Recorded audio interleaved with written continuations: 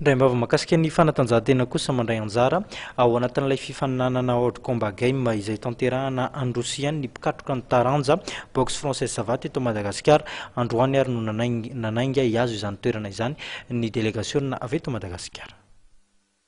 Pikatroka ny taranja boxe française Savaty efatra no solotenan'i Madagasikara mandritra ny fifaninanana World Combat Games izay tanterahana any Saint-Pétersbourg any Russie ny 7 hatramin'ny 4 oktobra ho avy izao.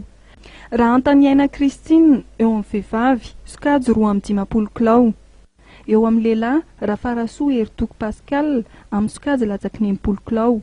Rajonar-manana Faniry amin'ny sokajy latsaky 5 kilao ary Randrenasolo José Michael eo amin'ny kanina amin'ny volana katroka manana ty ady raisam-pirenena faran'izay avolenta ity izay andraisana firenena 9 eran-tany anjara ka reo meilleur combattant amin'ny continent efatra zany mandray anjara amin'izy ity: continent africain, de continent asiatique, de continent américain, de continent européen. Voalohany mihitsy ty organisation ity satria ny sport apport zany no mikarakaran'izy ity fa tsy iarahana amin'ny fédération internationale ny sport na tsirairay zany eo discipline dimy amin'ny sport mandray anjara ao ny karaté, ao ny taekwondo, ao ny kickboxing, ao ny muay thai, ao ny judo, ao ny taekwondo.